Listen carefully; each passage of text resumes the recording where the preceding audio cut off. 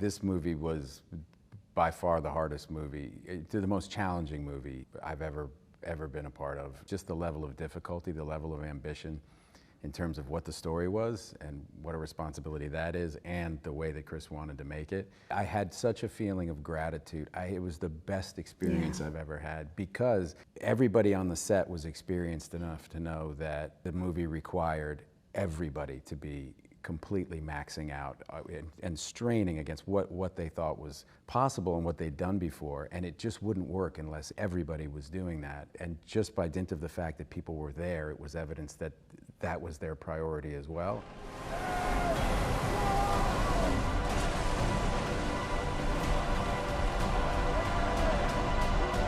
If you were cold and wet, you know, you just turned and you looked and Chris was just as cold and just as wet and going through it. And so there was a really wonderful kind of camaraderie that was built that way, and a real sense of achievement every week, every Friday. I mean, you could see that it was a Friday, you know, by the end of the day. I mean, people were just running on fumes, but that feeling of elation when we would get to the end of a week and we'd look around and it was a real sense of pride, like, well, we did, okay, and that's another week. And I would go home like everyone else and just kind of sleep, get my rest, get ready, and be ready for Monday. It was just, I loved every minute of it. Yeah, Friday was running on fumes and satisfaction.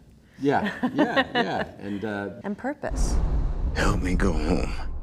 The first AD, Nilo, said something to me early on, which really stuck with me. We were watching the crew do something incredible, and Nilo kind of sidled up next to me and said, every single person here could be working on an easier movie for more money. And that was the truth. Thunder. Fire. Death. There was a big jacket they gave me in Iceland. Corey pulled this thing, it looked like a carpet. And yeah, that was an act of kindness that really meant a lot. And actually enabled me to finish this scene because I was shivering, and suddenly this thing came out, and I looked like Nanak of the North when he put it on me, and I had absolutely no shame. I'm sure someone took a picture and it's embarrassing, and I don't care. I think everyone was so happy for you that you were finally warm. Oh, yeah.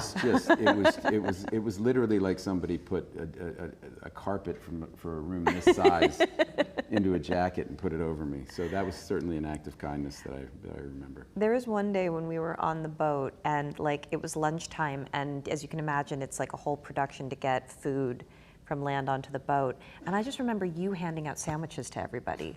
Like you just, because I think you had a sense that like no one was going to take a bite until like you'd had a bite, and then, but not everybody had their food. And I just remember you just like, went straight from like director to just like, is everybody okay? Does everybody have a cheese sandwich? It's casting a very positive light on it. What I really knew is, until the crew started eating, I couldn't start eating. So like, please take the damn sandwiches so I can eat, because I'm starving. But I mean, actually, these are all examples of what you see on film sets all the time. You see so many little acts of, you know, people helping each other along the way to get it done. And it's a really special thing to be a part of. It's a real privilege of what we get to do. After years of war,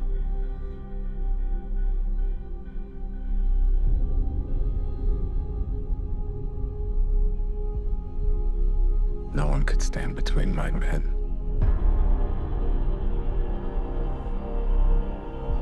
And home. Ruth de Jong, our designer, and myself, when we were scouting, we're going all around the world looking for, okay, where can we film the Odyssey?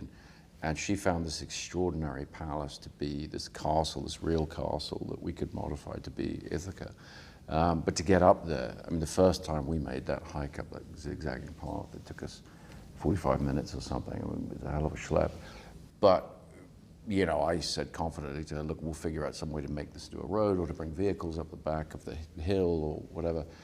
And quite near to filming, after we'd started building and everything, we were told we were not going to be able to get vehicles up or put a road in. So then the question was, can everybody in the crew hike 1,000 feet up to begin the day's work or not? And we had helicopters to bring equipment up or to bring members of the crew, you know, cast who, you know, for whatever reason couldn't make the hike. But the bulk of people, because we needed 250 people up there, you know, we had to hike. And I remember the first day, you know, feeling like I was making a pretty good pace. And then Tom Holland with his headphones in, he goes zipping past me like a gazelle. See you up there, you know. Okay, all right, plodding up. But yeah, it was honestly incredible that everybody was prepared to do that. And everybody hiked down. Yes. Yeah, everybody hiked That down. was the at only way end of the down day. the hill. The only way down the hill Yeah. was Yeah, was but the hike. it's something about getting up in the morning, climbing 1,000 feet, you're exhausted, and then starting your day's work. But people It was were. great. Yeah, it was like such a nice way to like get the blood pumping before the day. That day we did the fight on the edge of the cliff though. We hiked up, we shot this fight scene all day, and then the walk down in the evening, my legs were jelly.